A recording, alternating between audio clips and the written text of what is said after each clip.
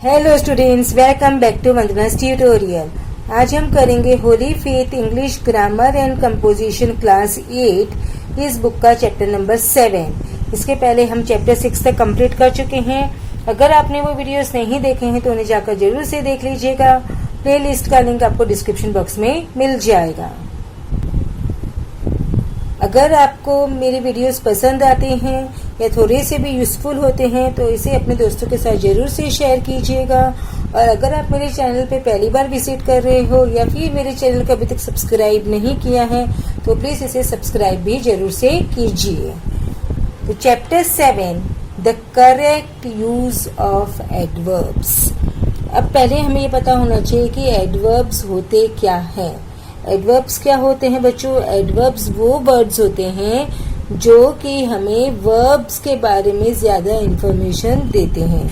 वो क्या करते हैं? वर्ब को मॉडिफाई करते हैं। मतलब वर्ब के बारे में जो एक्शन वर्ड है उसके बारे में हमको ज्यादा इंफॉर्मेशन देते हैं। Now, an adverb should be placed as near as possible to the word or words it modifies. तो एडवर्ब कहाँ होना चाहिए? एडवर्ब उस वर्ड के बाजू में होना चाहिए, उस वर्ड के पास में होना चाहिए जितना पॉसिबल हो सके जिसको वो मॉडिफाई कर रहा है। यानी कि जिसके बारे में वो मॉडिफाई कर रहा है, यानी कि हमारा किसको मॉडिफाई करता है? वो वर्ब को। तो हमारा जो ये एडवर्ब होता है वो वर्ब के पास में होता है। He had got almost to the top when the rope broke. Adverb of time: always, never, often, sometimes, generally, rarely, seldom, just, etc. are placed immediately in front of the main verb of the sentence. यानी कि immediately कहाँ पर आता है? वो main verb के पहले आता है। I often see, I have often seen him। देखा, हमारा मेन वर्ब है सी और सी के पहले हमारा जो एडवर्ब ऑफ टाइम है वो आता है। They are placed after the verb be as। अगर बी के वर्ब है यानी कि जो is are am was were होते हैं तो she is always late, you are near to come late again। तो किसके बाद में आएंगे? जो हमारे वर्ब्स हैं यानी जो बी वर्ब्स है उसके बाद में आते हैं। Other common adverbs coming in this position are almost, merely, quite, hardly, scarcely. मतलब इसी पोजीशन में बाकी के जो एडवर्ब्स आते हैं वो ये एडवर्ब्स हैं। The adverb only should be placed carefully in a sentence. As a general rule, only should be placed immediately before the word it is meant to modify. तो जो वर्ड को मॉडिफाई कर रहा है उसी वर्ड के पहले हमारा ओनली आता है। I worked only 2 sums। तो यानी किसके बारे में बताया? 2 sums को मॉडिफाई कर रहा है तो उसके पहले आएगा। ओनली जॉन, तो जॉन सिर्फ जॉन, तो जॉन के पहले ओनली आया। Only John could tell the truth. I praise him only when he works hard. तो जिसको मॉडिफाई कर रहा है उसी के पहले हमारा जो ओनली एडवर्ब है वो आया है। Two negative destroy each other. अब दो नेगेटिव्स होंगे तो वो क्या करेंगे? डिस्ट्रॉय कर देंगे। मैथ्स में भी देखते हैं माइनस माइनस कैंसिल हो जाता है। तो जो दो नेगेटिव्स होते हैं वो एक दूसरे को डिस्ट्रॉय कर देते हैं, कैंसिल कर देते हैं।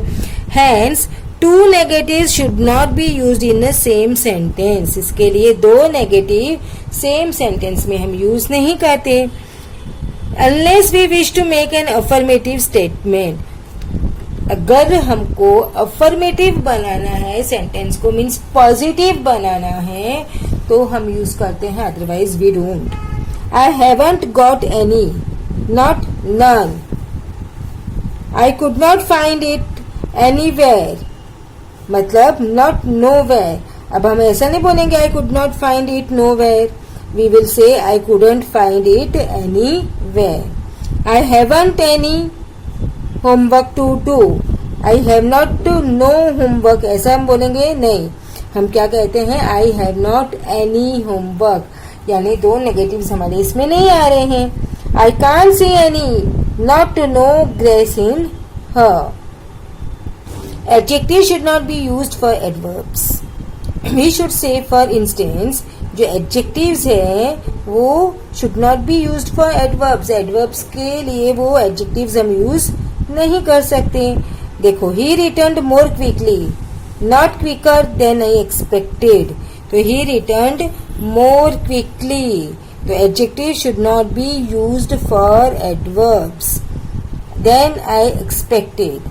ही will pay heavily, not heavy for his mistake. यहाँ पे देखो, हमने एडवर्ब्स यूज किया है, ना कि हमने एडजेक्टिव का यूज किया है। Ever is sometimes used for never. अब एवर जो होता है उसको गलती से कभी कभी मिस्टेक होते हैं, नेवर का मीनिंग हम लेते हैं, समझते हैं। वी सेल्डम और never visit our relatives, not ever. मतलब हम क्या बोलेंगे, बहुत कम या हम नहीं विजिट करते हैं। हम ऐसा नहीं बोलेंगे नहीं, नॉट एवर। इट सेल्डम और never rains in this month, not ever use नहीं करते। सेल्डम और never and seldom if ever are both correct, but seldom और एवर इज इनकरेक्ट। आप सेंटेंस में सेल्डम और नेवर यूज कर सकते हो, और सेल्डम इफ, अगर आपको एवर यूज करना है तो इफ आएगा, ना कि और आएगा। सेल्डम इफ एवर यूज कर सकते हो, बट सेल्डम और एवर ये सेंटेंस हमारा रॉन्ग होता है। else should be followed by but, other should be followed by then, other than, except, only then is used after a negative। यानी else किसके should be followed by what, but को follow करता है, others then को follow करता है, other than is equals to except, and other than is even used as after a negative। It is nothing else but, not else then। else but use होता है, else then use नहीं होता है। She had no close friends other than him। Very is used with a positive degree of adjective। अब very किसके लिए use करते हैं, पॉजिटिव डिग्री के लिए यूज करते हैं। अब much is यूज करते हैं कंपेरेटिव डिग्री के लिए। Okay, she is very happy now। very मतलब positive degree. she is much happier, much आया तो कंपेरेटिव डिग्री।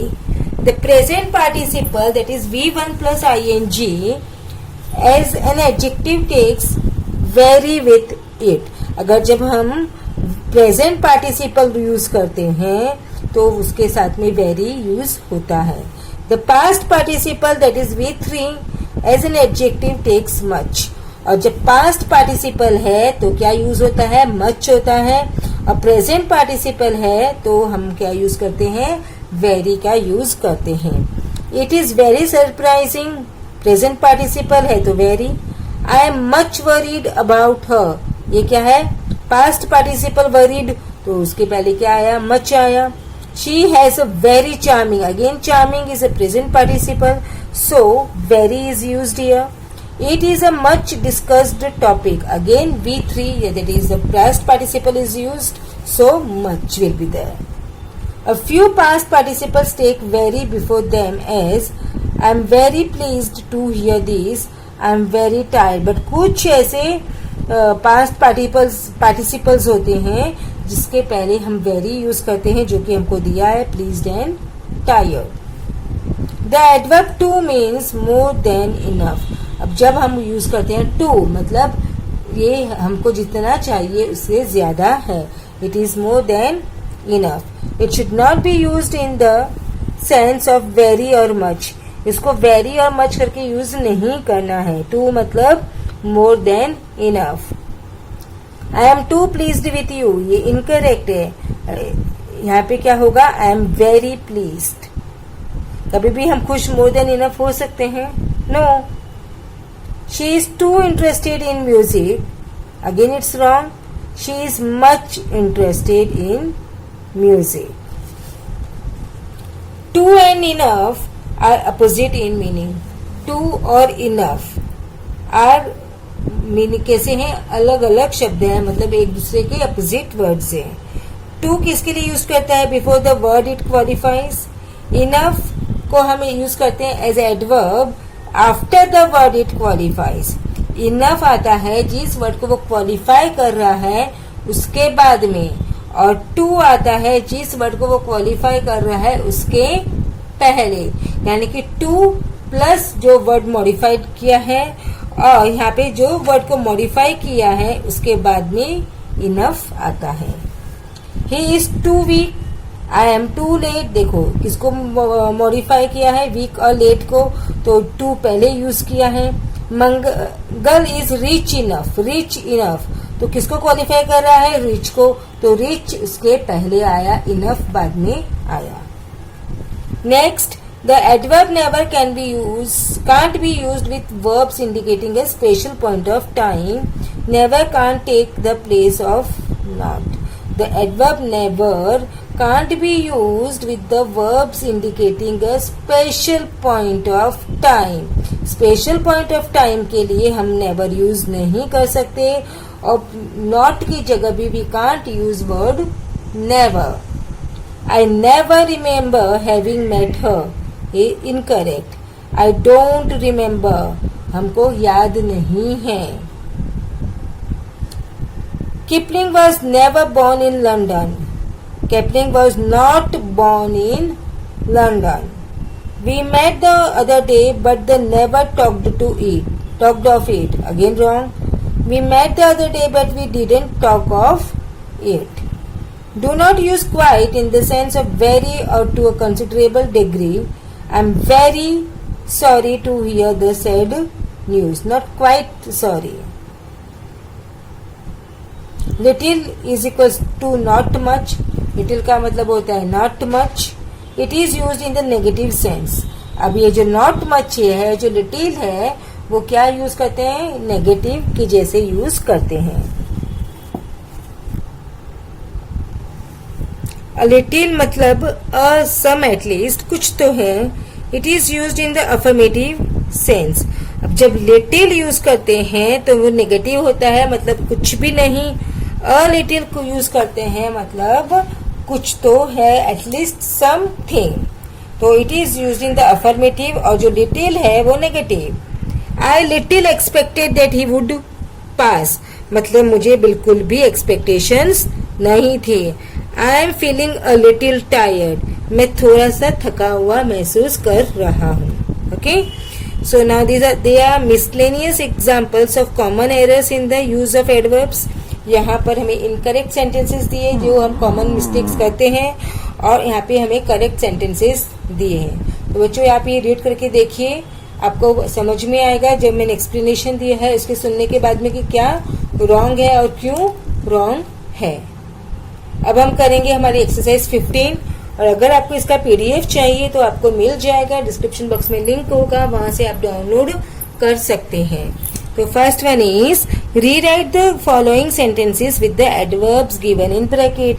अब हमें जो ब्रैकेट्स में एडवर्ब्स दिए हैं उसके हमको यूज करने हैं। So I go to the picture often, तो ये किसको क्वालिफाई कर रहा है, ऑफन गो को क्वालिफाई कर रहा है, गो के बारे में बता रहा है। तो जब हमने क्या पढ़ा, जो जिस वर्ड को क्वालिफाई करता है उसके पहले ऑफन आता है, उसके बाद में नहीं आता है। So I often go to the pictures. I often go to the pictures. I have seen an elephant, never. So I have never seen an elephant. So she has been a good student always. So always, she has always been a good student. I do my homework usually. So I usually do my homework. हमने देखा adverbs जो होते हैं वो जिस word को qualify कर रहे हैं उसके नजदीक होते हैं। Misha forgets her homework sometimes. So Misha sometimes forgets. क्यों?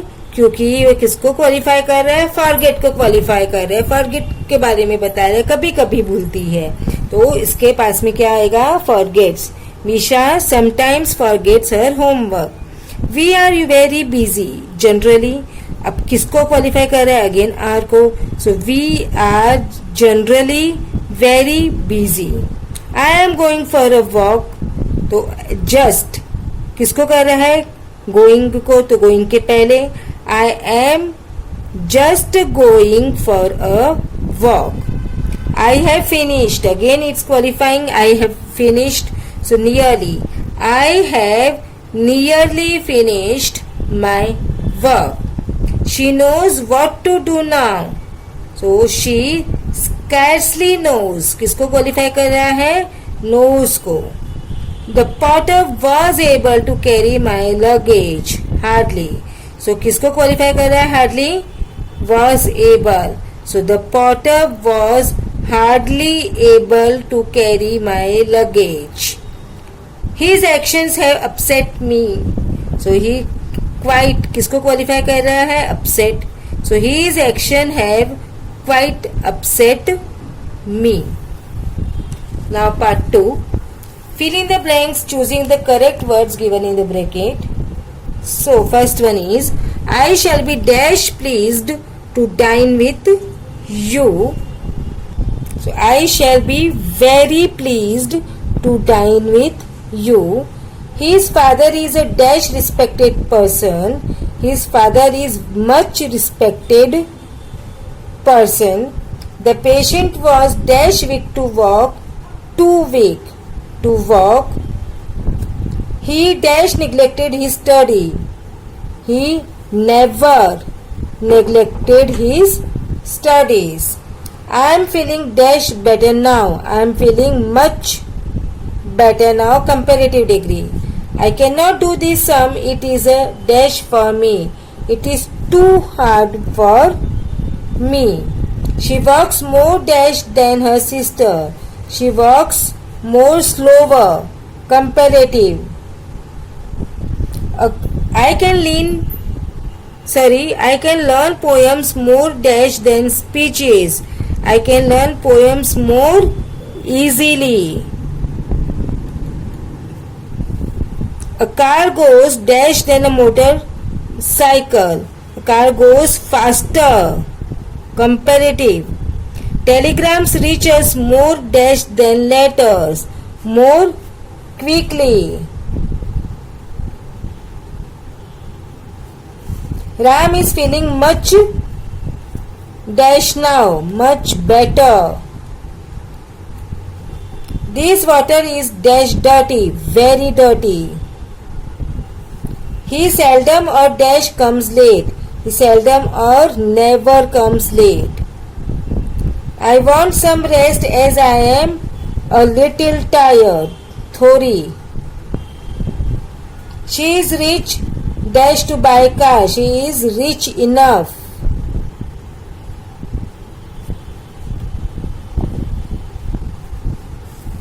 Now third one. Correct the following sentences. It was bitter cold. It was bitterly cold. Adverb हमें यूज करना है, कोल्ड को मॉडिफाई कर रहा है बिटर, तो एडवर्ब यूज होगा तो bitterly. So it was bitterly cold. I could not help not laughing at the joke. आपने देखा सेंटेंस में दो नेगेटिव साथ में नहीं आते. सो आई कुडेंट यहाँ पे ऑलरेडी है तो ये नॉट है वो कैंसिल हो जाएगा. I could not help laughing at the joke. I never remember to have met her. Never नहीं, I don't remember to have met her. ये भी अभी हमने पढ़ा. This novel is too interesting. More than enough interesting होता है नहीं. This novel is very interesting. I am very annoyed. I am much annoyed. Past participle के साथ में much आता है. I am much glad to see you. Positive degree के साथ वेरी आता है तो I am very glad to see you. No one can write as neat as he does. No one can write as neatly as he does. Positive degree. I cannot by no means. Again यहाँ पे 2 बार no आया, नहीं आएगा. So I cannot by no के बदले आएगा any means. So I cannot by any means allow you to do so.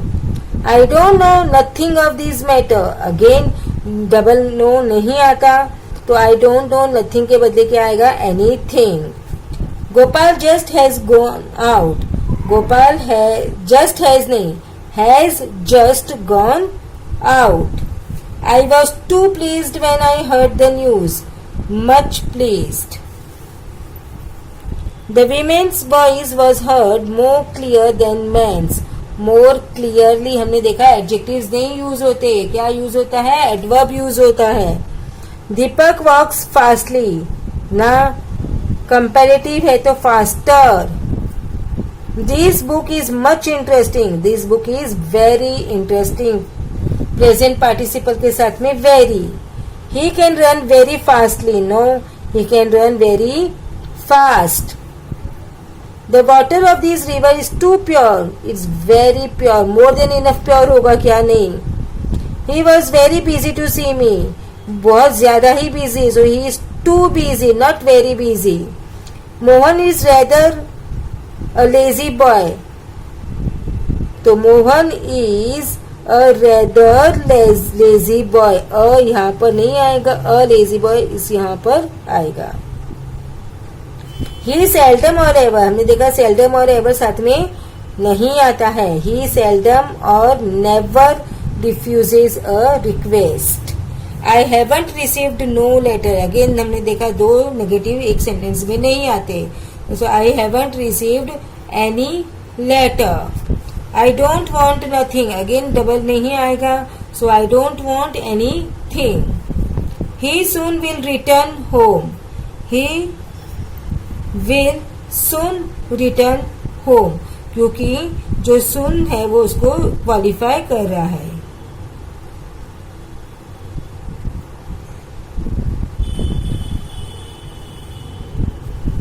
The principal was much angry with me.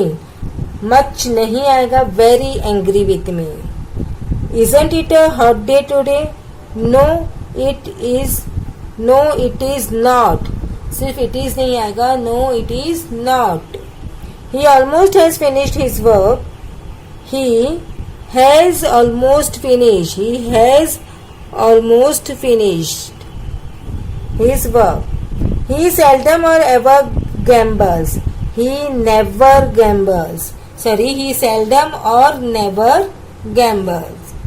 Your pay is enough high for your work. Is high enough. Enough हमेशा जो qualify करता है उसके बाद में आता है, पहले नहीं आता. I have read often that book. तो क्या आएगा, often हमेशा पहले आता है, बाद में नहीं आता है. So I have often read that book. She spells too accurately. She spells very accurately. Too accurately कहाँ होगा. He is enough clever. Again जो enough वर्ड है जिसको क्वालिफाई करता है उसके बाद में आता है. So he is clever enough to win this prize. तो बच्चों इसी के साथ में हमने चैप्टर 7 फिनिश किया. अब हम नेक्स्ट वीडियो में मिलेंगे चैप्टर 8 के साथ. तब तक take care and keep watching Vandana's tutorial. मिलते हैं नेक्स्ट वीडियो में.